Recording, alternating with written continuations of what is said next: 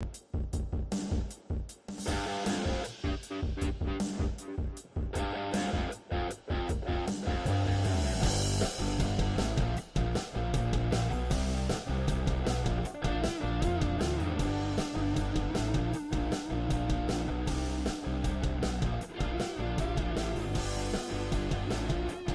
folks and welcome to Tippcast with myself, Shane Stapleton, joined as ever by the head of sport in the Needy Guardian, Shane Brophy. Shane, how are things to do? Good now, Shane, all good. It was almost the clean sweep last weekend for all Tipperary teams, only for the late controversial ending in Longford sort of denied as a clean sweep in all four, which would have been nice, but didn't lose any, which was nice.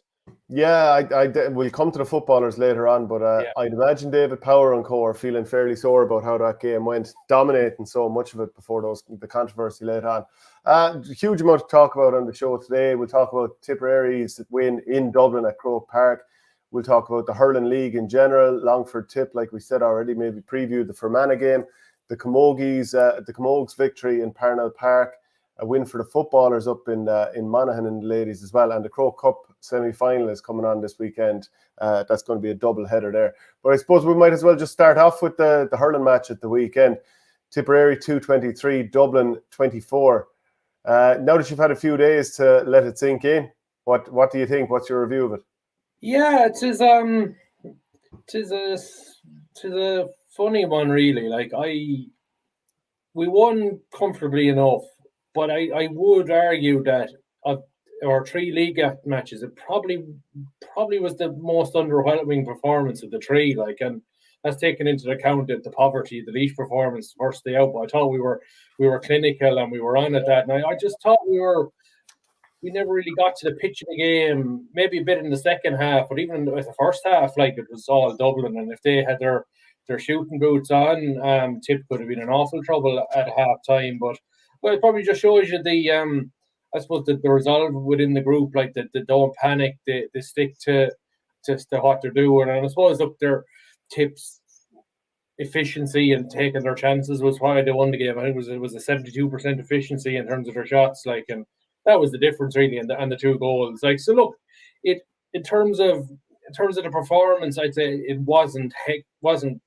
much to write home about, but look, when you're looking, right, I mentioned when I started my analysis piece this week, like, if you look for yardsticks to measure from last year to this year, 12 months ago, we lost to Dublin by a point and we were well beaten on the night. It was only a late sort of a surge sort of made the scoreboard look better. Whereas last weekend, we didn't play well and we won by 5. So I think it's a decent yardstick to say that the progression the group is making.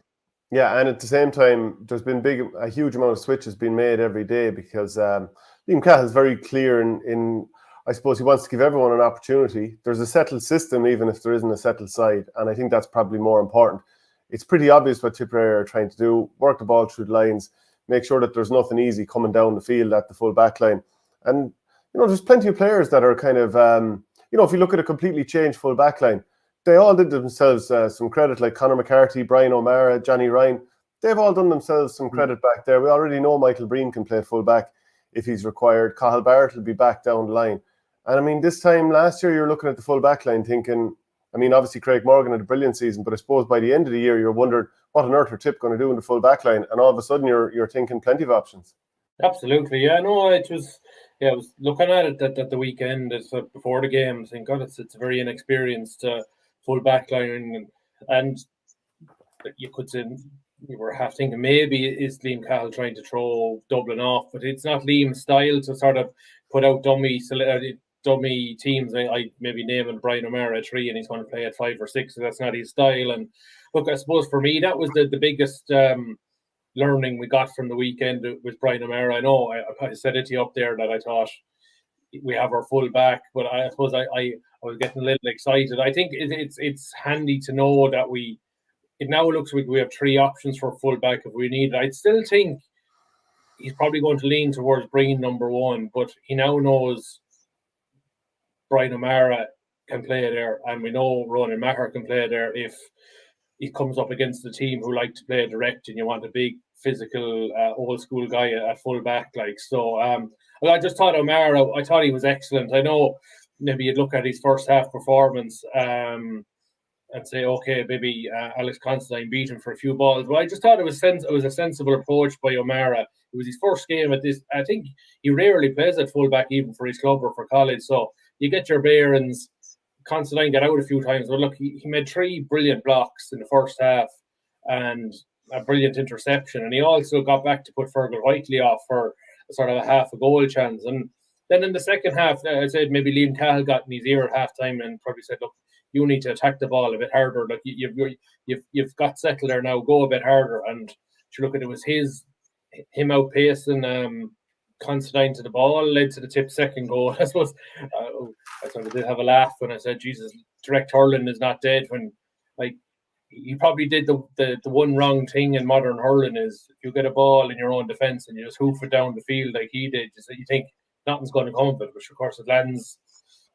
It's a Dublin mistake, really. The goalie and the fullback really should have sorted it out, and Jason Ford is just too clever not to smell blood in those situations. Yeah, but I suppose a long ball like that works great when most of your game plan is moving it through the lines because the opposition is drawn out, and then it makes the long ball that bit more effective. You were talking there about how Dublin left so many chances behind them in the first half. They scored just 13 of 27, so obviously that's less than 50%. Tip scored 14 of 17. So unbelievably economical. And over the course of the game, again, Dublin remained around 50%, 24 of 47. Tipperary with 25 of 34. So that just tells you how sharp Tipperary are up front. And I think it also speaks to the fact that it's creating good quality chances as well. It's not just Tipperary turning around and shooting at the sideline over and over again, or lads kind of going off doing their own little thing and hoping that they get a score at the end of it. To me, they're working the ball through the lines. They're popping it off to the man in the better spot.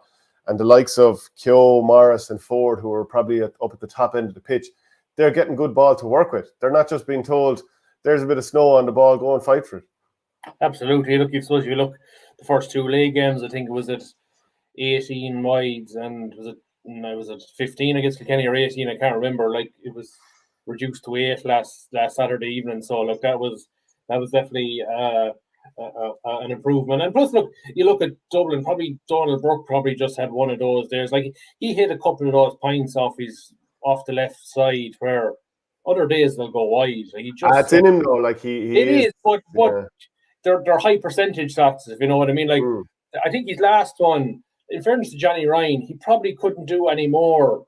He had him close to the sideline. He was on him, and Burke still took on the shot, and it was a fair score. Like all you could do was say fair play to you. Like in fairness, he backs his own ability. But like there will be some days that they won't go over. It's just he just seemed to be really, really on it, and I suppose he gave Tip awful fits. Like he was at right wing forward on Michael Breen, but he was drifting left and right. And anytime somebody had possession, Burke seemed to be making himself available. So definitely, probably something a part of their game plan is get the ball to Burke and look, let him do his thing. And he had just one of those nights.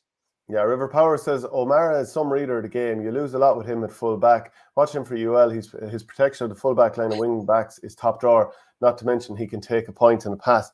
So there's basically some nice selection headaches for Liam Cahill. Imagine what they'd be like if the likes of Craig Morgan, Barry Heffernan and all the other players who've done injuries in recent times were also available. Like it's looking quite good. And just back to the full back line again, Conor McCarthy and Johnny Ryan. I mean, they're having a little battle now to see who'll get that other corner back spot alongside Barrett, assuming he comes back in time. Or do you think there is anyone else who might be in the mix back there? No, they look the two most likely. I hadn't seen Conor McCarthy. Owen Connolly's probably been used back there a little bit. Yeah, a little bit. Yeah, I suppose. Yeah, he's probably more of a hybrid guy who could maybe come out and sort of if the other team is playing their third inside forward is sort of a floating role. That's probably where he would come into consideration. But maybe the fact that Owen hasn't started yet, he's probably behind both Ryan and Conor McCarthy. I was just going to say.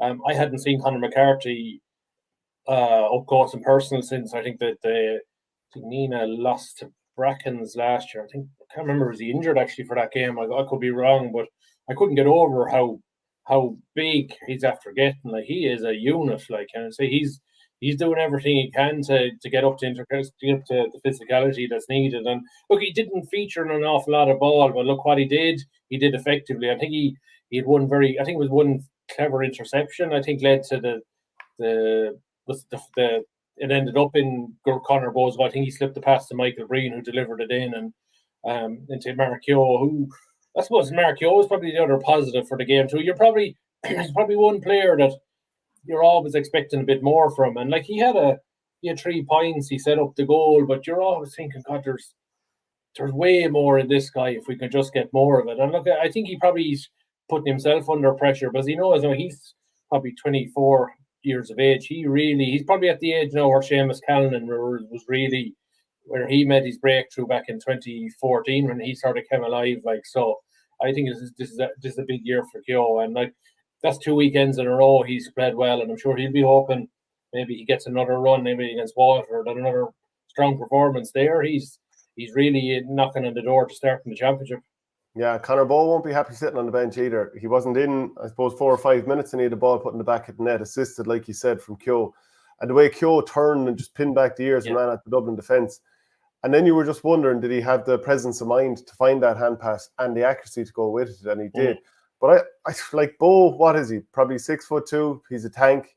He can hurl. I mean, he's not going to be happy sitting on the bench, and he's a player I'm expecting big things from. That's it. And sure, you'd probably think, like Rod O'Connor really is playing great. So you're really looking at 4.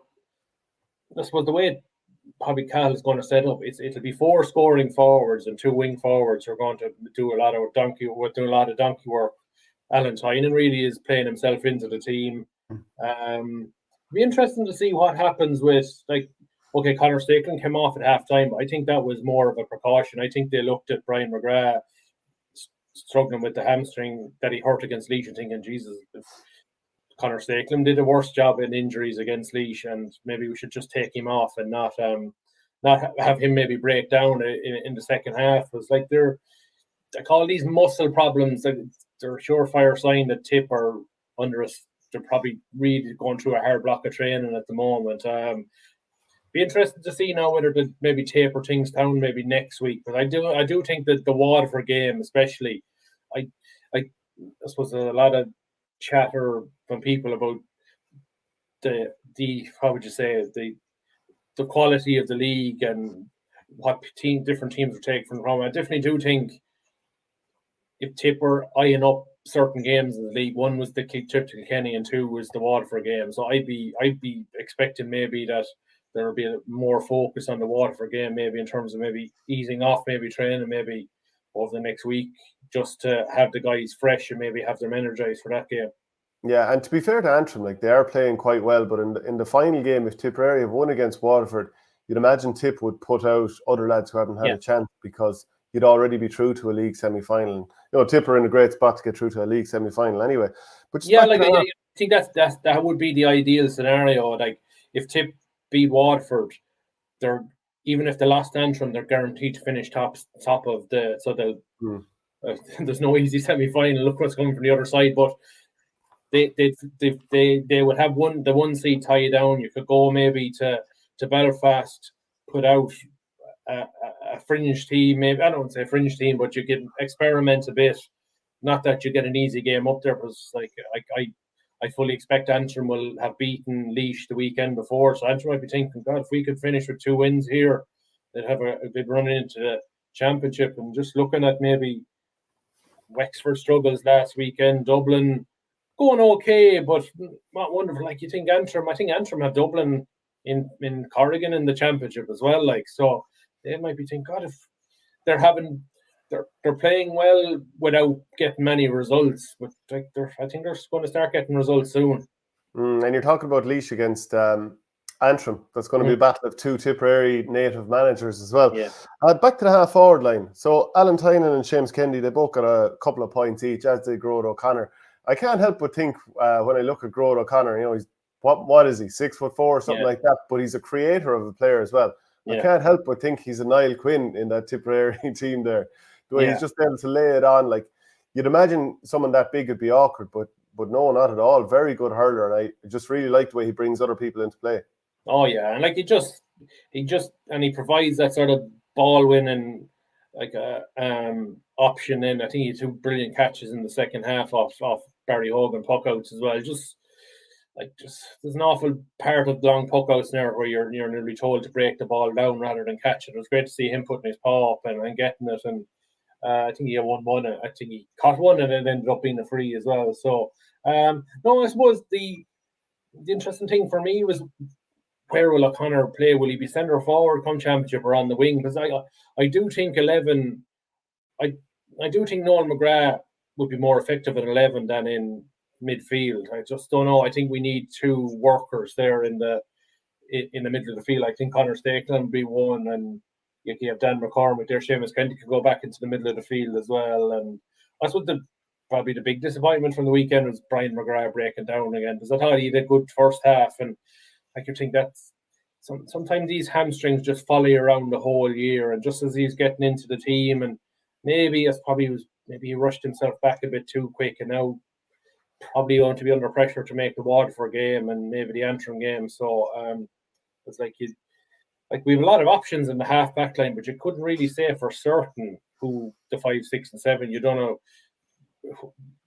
who's going to be where, if you know what I suppose. But that's a great thing too, that guys can be flexible as well, because you see the modern game, a lot of positions are very interchangeable now. River Power comment here, looking ahead in the league. You'd worry about facing Limerick so early for this side. Limerick could go out to do serious damage to a young side's confidence. Gerard O'Connor has Declan Ryan potential. That's some compliment. Keep the comments coming in there and let us know what you think. I think I personally, I'd love I think Tip could do it facing up to Limerick before they play them in the championship, just to get a feel for the way Limerick. It's like you don't get a feel for how Limerick play until you play them. And look, if Tip had to play Limerick in the league semi-final, they'd be under no pressure that day because Limerick will be expected to win. Like so, look, I don't think Liam Cahill, if that's who Tip end up playing in league semi-final, would actually welcome it. Yeah, Jake Morris, I'd just be hoping for a little bit more from him because his potential is so huge and he can do so much damage.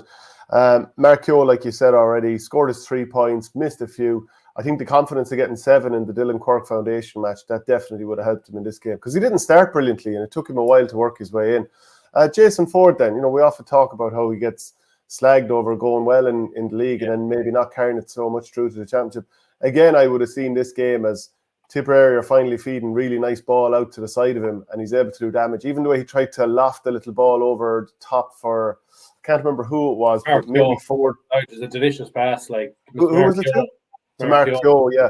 So it's just a lovely ball over the top. Like he put ball in his hand and he's not surrounded. Like he's going to do decent damage. Yeah, I can't remember. Did Keogh catch? Did he go up and control it with the hurley instead of catching it? Like I think if he caught it, he was in for a goal. That sort of ruthless edge. Like I think that is a problem with him overall, that he just doesn't go at the ball with the hand often enough. Yeah. And look, far be it from us to criticise a lad with that level of skill and quality, but just it's one thing if he could tighten up, I think he'd do far more damage. Yeah. But like in fairness, the last 2 games he's done everything that's been more or less asked of him. So like you say, you have competition and like you have Conor Bowe didn't get to start, Seamus Callan come on, Noel come on, Bonner come on. So I suppose it was probably the first game where we got very, apart from Bowe, the bench probably didn't have an awful lot of impact. But look, it was a good game to win. Like it's up to Croke Park. Difficult start was first 10-15 minutes. Like it was all Dublin. And I suppose if there was one concern, it was the way, particularly in the first half, the way Dublin got their puck outs away, particularly the 50-60 yard ones, like where that Conor Donoghue and Chris O'Leary were to find pockets of space. So I think we were picked off there a little bit too easily, but they seemed to rectify it in the second half. Yeah, to me, at times Tipperary were dropping back, and like once or twice, Darragh Gray was able to sort of make the forward run and then cut back on himself and get them. I'd say it was Alan Tynan was probably just dropping into his own half, but I mean, to some degree, Tipperary are going to accept a certain amount of backs getting the ball just so that they have the backline fairly well packed. Any other team in the league impressing you at the moment or not impressing you? I mean, we might as well look back at Limerick beating Galway by 5 points. Yeah, good performance for a lot of it from Limerick. Galway made a bit of a burst, but Limerick were generally in control. Yeah, I think that the thing for me from last weekend was there wasn't a decent game of hurling in the Division 1. Like Dublin Tip had very little intensity to it for a lot of it. watching Galway and Limerick on Sunday, and I'm glad it's something a lot of people agree with me. I was thinking, am I missing something here? It's a very flat match. I thought there was no atmosphere at it. Maybe a lot of Galway folk went to the match thinking, God, we don't have a strong team out, we're going to be beaten, and it was sort of very easy for Limerick for a lot of it. Like, I think particularly up the left side in the first half, like Kyle Hayes, Tom Morrissey were sort of doing what they wanted. Like, and fairness to Limerick or Galway, they showed up a bit better in the second half. They probably showed Limerick a bit too much respect. Like, and but looking at Henry Sheffer on the sideline, he didn't look overly perturbed. I think he knows maybe the time to be tackling Limerick is probably later on in the year. He probably knows from last year in the All-Ireland semi-final they got probably as close as anyone to them last year, maybe apart from Clare. So he probably knows what he needs to do. But look, Limerick are still chugging along nicely. Like, so putting out stronger teams in the league compared to last year, and having the few younger guys there, they're putting out about 10 or 11 of their first choice and filtering in a couple of young guys, which is the ideal way to bring young guys through instead of maybe putting 10 young guys out with only 5 inexperienced guys. So I think the way Kyle Hayes played, it's very much getting to the stage now, like Tipperary did with Michael Breen in the past, that you very much do need to plan for him. Big ask for Donal O'Shea, who's, a younger player and probably smaller size-wise as well, to put him on the same wing. And, Hayes had 3 early on. But Clare then, 625 to 118 against Wexford. Darragh Egan will surely be concerned with that. He didn't have Lee Chin, Rory O'Connor, Matt O'Hanlon, Kevin Foley, Mark Fanning, but everyone's operating with sort of patchwork teams at the moment, or making plenty of changes. And, during his tenure already, he's had a few tough defeats. So I was there last year when they got hammered in one league game by Dublin. They got hammered by Wexford in another league game. But then they go and win in Nolan Park in the championship. So it's just hard to know what to expect from them. Yeah, they're probably the one, I suppose, top-tier county that just don't have the depth when their key players are not there. Like, no Liam Ryan, no Matthew O'Hanlon, no Lee Chin, no Rory O'Connor. Probably missing a few more. Like, they just don't have them. And they probably, from the highlights, it looked like they just met a Clare side who were stung by the criticism after the Limerick game. And, like, they were I won't say they were pathetic. They offered very, very little that night. And it looks like Brian Lohan got after them in the 2 weeks, and look at the team they put out. It was, I think, apart from Shane O'Donnell and maybe one of their cornerbacks, it looked pretty full strength to me last weekend. Like, so, and look, it looks like to me Clare are in a decent spot maybe to make a semi-final. I think Limerick will take one of the spots, and I think it'll probably be the winner of the Clare Cork match in Ennis will probably take the second spot. So, like, Clare have a chance maybe to get to a semi-final too. So, and look, I think Clare get their best 15 out of the field. They're a match for anyone. I think you always look back at the semi-final last year, like they just laid an egg on the day. So for whatever reason, they were just, every one of them just underperformed. I just think if Clare strike on their day, I think they're as good as anybody after Limerick. Like, so, that's like it did look like a performance, all right. Where, geez, whoever they were going to play was going to get some bit of a pasting, but then some of the naivety of the Wexford play was kind of like some of the goals they gave away were awful. Like, lads been losing the ball in the tackle, lads getting a sharp puck out and not knowing where the second pass is going, or maybe the intended receiver not knowing the pass is coming his way. It was sort of just very, very poor stuff altogether. Yeah, so the football then, Longford 14 points, Tipperary 111. Like, Tipperary were, well behind. I think it was 9 points to 5 in the break. Longford completely fell apart, and I think it was like over a half an hour before they scored again. But Tipperary will feel very hard done by the manner in which this game just kind of went away from them, really. Yeah, it was real seesaw sort of a game in terms of emotions for Tip. Like, they had a poor finish to the first half. The win was 6-5 coming into injury time in the first half, and they give away 3 points, and you think 9-5 at half time. It's a long way back away from home.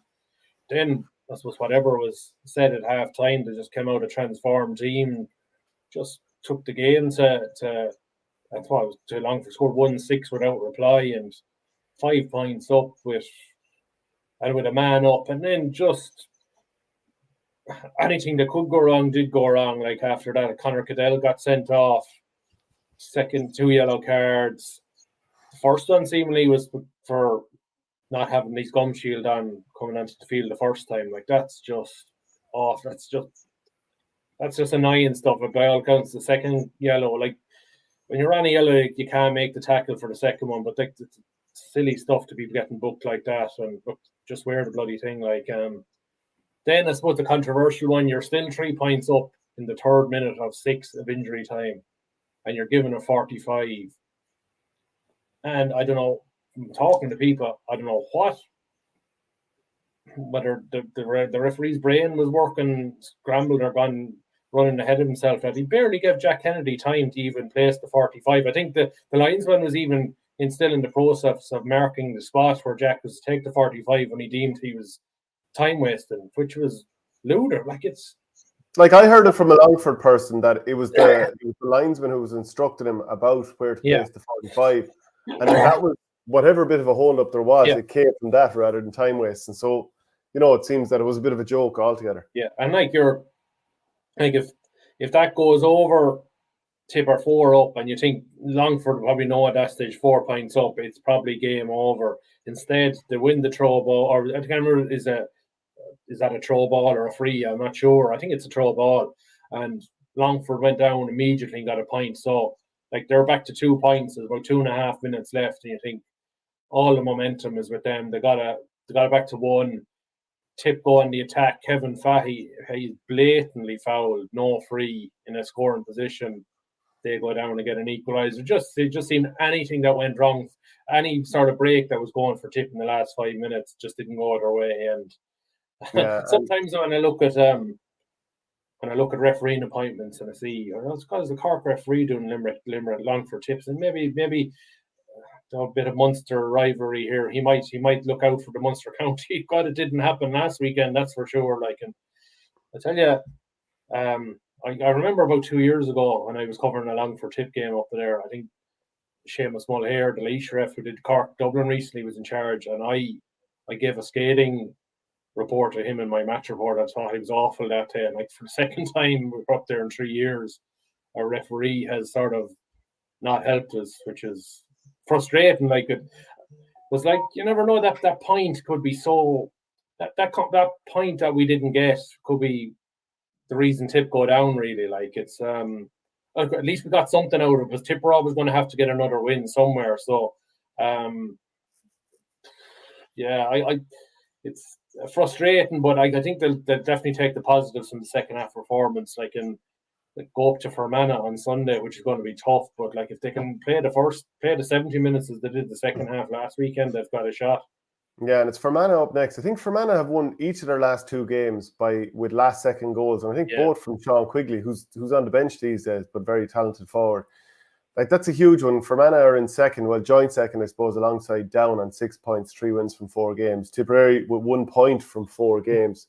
Very much need to get a win in this game. It's a big ask, but now is the time for Tipperary to produce more of what we saw in the second half against Longford. Yeah, it's a tough ask, like you say. Fermanagh are flying at it. They probably just feel a little invincible at the moment. The way, like they probably feel they played to the very end. Like I suppose Tip lost. They beat an Antrim team by a point who beat Tip. So you think Tip's the form guide is definitely in Fermanagh's favour. Looking on paper, I'd say the game probably Tip will be hoping to target would be the home game against Offaly. If they can win that, get to 3 points, it puts pressure then on Longford. Like I'd say the ideal scenario for here is Tip beat Offaly, Longford come along and beat Antrim, and then it maybe goes to score difference between Longford and Tip. And like Tip have a superior advantage of this day. So like Tip would be hoping maybe not to suffer a couple of heavy losses. But look, they'll be going out to try and win the last 3 games. So considering the Fermanagh away and Westmeath away, Westmeath are probably in the shake-up for promotion as well, even though they lost 2 games. And then you have Offaly at home. Like, look, they have to take whatever momentum is going up to Fermanagh on Sunday, and hopefully maybe they can come back with some sort of a result. Yeah, and so maybe getting those late scores against Antrim after being well behind might end up being a little bit important.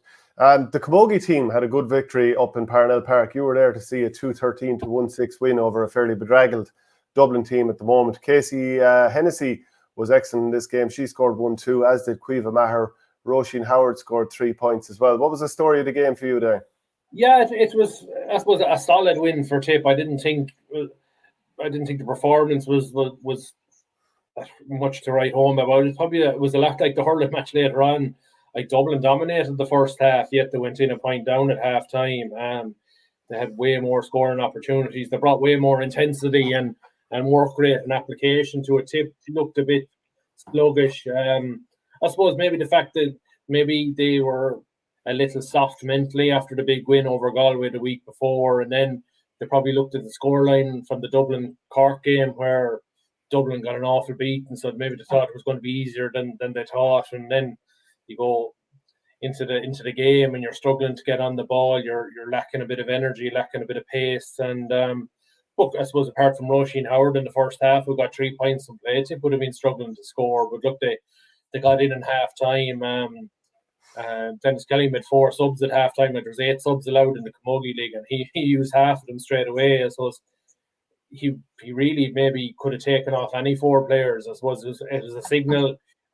It was probably unfair maybe to pick on the 4 players he did, but it's probably a signal to the rest of them. I won't be scared maybe in subsequent league matches if any you're underperforming, you'll be whipped off, and there'll be some girls coming on, and like some of the players, Teresa Ryan, Courtney Ryan, they all made an impact when they came on. Who else? Emer Lukeman, Karen Blair, they all made an impact when they came on. So look, he's trying to develop a panel, and he's trying girls in different positions. You mentioned Casey Hennessy, so she's more renowned as a forward, but God, she put in a great shift in the middle of the field, really carried some great ball, and got forward and got a cup 1-2. Cueva Maher at full forward, got 1-2. She's probably more of a wing forward. But he's definitely trying players, there's no doubt about it, trying to, I suppose, generate more physicality in the team, more power. I suppose that's probably the one aspect of Tip's play that's maybe been missing compared to the so-called big three. And I suppose they have Cork coming to the Rag next Saturday. That's what that and the subsequent game against Clare, they'll be the real, I suppose, measuring sticks of where Tip's progress would be. Cork probably look to be the form team in the league at the moment. Clare get Tip awful problems in the league and championship last year, so I think he'll probably know an awful lot more about his group after those couple of matches. Okay, and then the Tipperary ladies footballers beat Monaghan. This is in Maher-Clune, 1-11 to 7 points as well. So that's good victory there to keep the momentum flowing.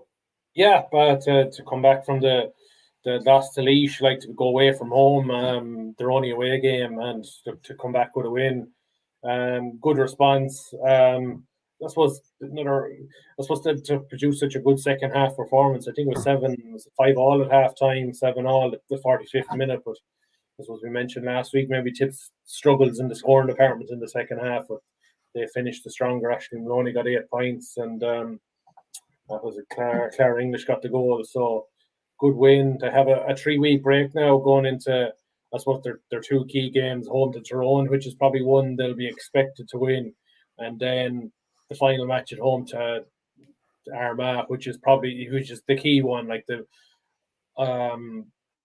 think definitely they'd be targeting to get into a league final. I think the team that finishes top is guaranteed promotion. So that could be a winner takes all game. I'm not sure whether head to head applies in ladies football or whether it's score difference, but that Armagh game will be the one that Tip will probably be building up to over the next couple of weeks.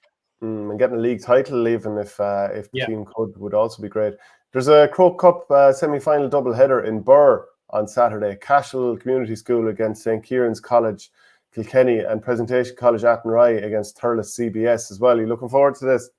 Yeah, no, it's a good venue. It's not too far away. I probably won't be able to get to it, but it's fair play to the school's authorities for organising the doubleheader. I know geographically, particularly for Cashel and St. Kieran's, is not ideal considering they're only about half an hour, 40 minutes from each other. If you could have maybe maybe found maybe Littleton or Callan or somewhere to play the game. But I think a double header is a good idea. I think they did the same with the football matches last week. Even if I think they asked, I think the RBCBS in Tiptown to go to Tuam to play their semi, but it's fair play to them. They won on penalties in their B semi-final. The John Kiley impact seems to be still flowing down there. Anyway, but back to the hurling. I suppose start with Cashel. Be interested to see now whether they'll kick on from winning the Harty. Sometimes it can be a school like that. We saw it maybe with Tulla last year. They reached such a high again in winning the Harty that will the edge come off them a small bit? And geez, we saw in the quarterfinals St. Kieran's absolutely ran through Rayfields of Loughrea, they were probably stung after losing the Leinster final to the Offaly combination. So that'll be a fascinating one. And then I suppose the big one for me would be the second one. Like Rayfields only lost narrowly to Athenry, and I'm hearing great accounts of Athenry, but maybe it's hard to know.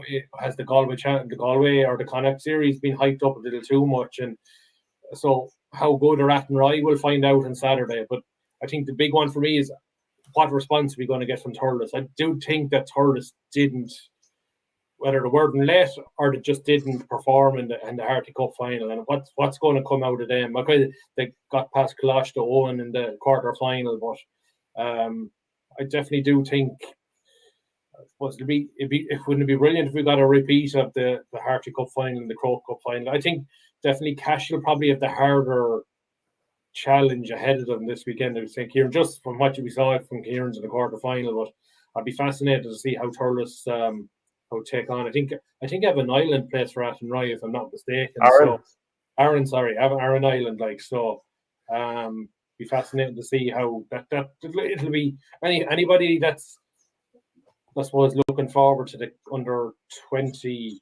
I think Aaron Island's still eligible for minor, but I think these competitions are literally more of a gauge for the under 20 championship, which is only a couple of weeks away as well. So yeah, it's I'm sure Brendan Cummins particularly and James Woodlock to a lesser extent will be up there watching the games on Saturday. I think 12:45 and 2:30 are the throwing times on Saturday. Yeah, I think it's good for Cashel to get St. Kieran's because nothing will focus the minds more than those black and white hooped jerseys to get them up and going again. And for the management too, to just tell them, look. Yeah, sure, they're probably in the same. I remember, was it 2012 when there's something there is something magical. But we remember when Nina won the All Ireland in 2012, they played St. Kieran's in the semi-final in the Rag, and I went into the game thinking, God, Nina ended up winning the game, but there is something about Kieran's that jerseys nearly worth 2 or 3 points to them. Like they sort of it spooks you a little bit, but by the time if you don't allow it to spook you and get out and hurl them hard and physical and use your skill, they're as mortal as anyone else. And as Nina showed that day, and they won by 3 points, and they won pretty comfortably for a finish. Yeah, and just in the quarterfinals that went on last week or recently, Thurles CBS had a 2-17 to 2-14 win over Colosh to Owen.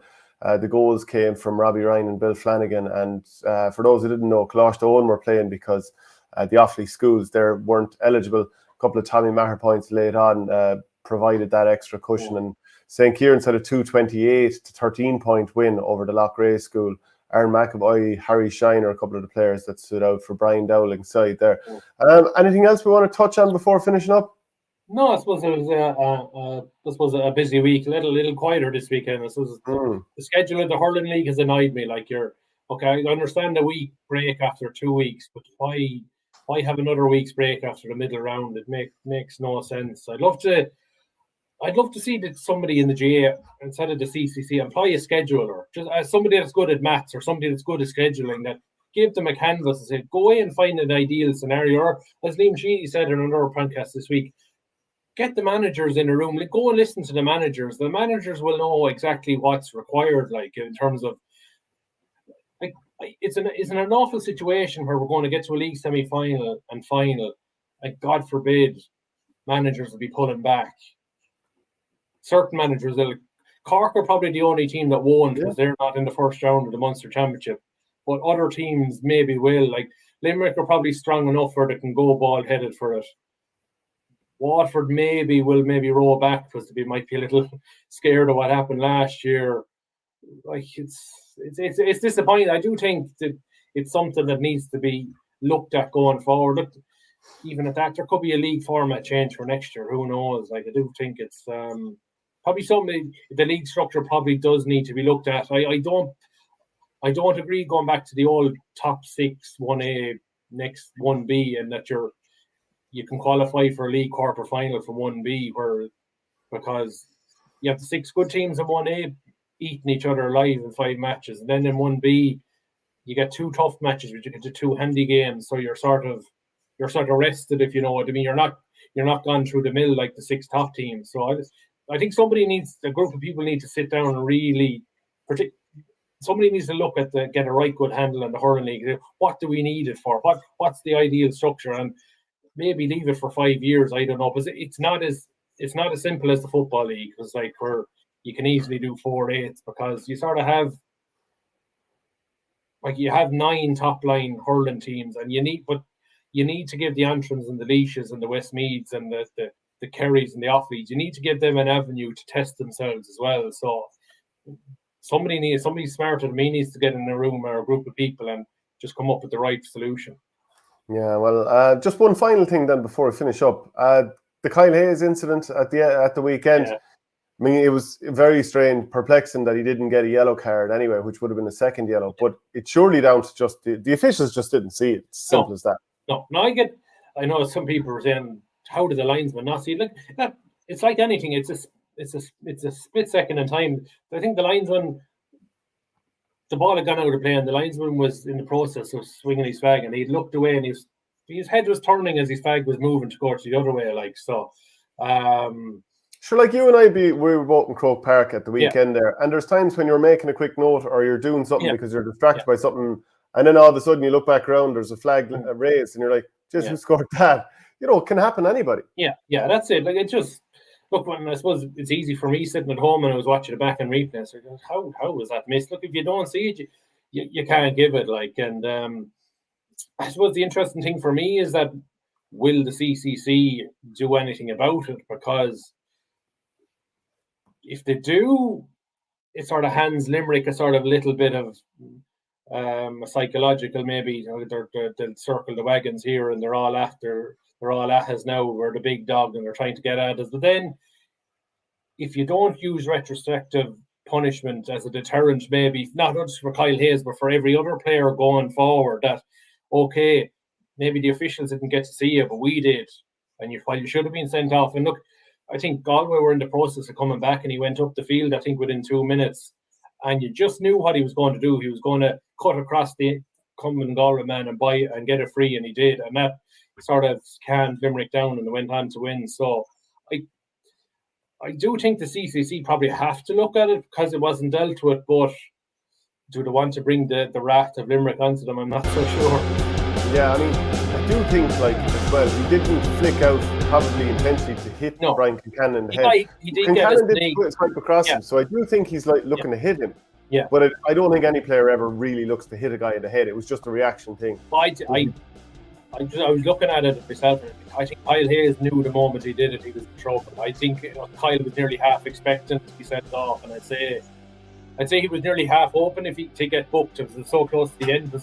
He was on a yellow anyway, wasn't he? And he was, yeah. He would have just missed a few minutes and be grand for the next game. So look, it'd be interesting to see what happens. I presume that will be dealt with this week. Yeah. Okay, so that's it. That's it for the show this week. We'll be back again next Wednesday with plenty more to talk about. Don't forget to pick up a copy of the Nina Guardian. Shane, we'll chat to you soon. Talk to you.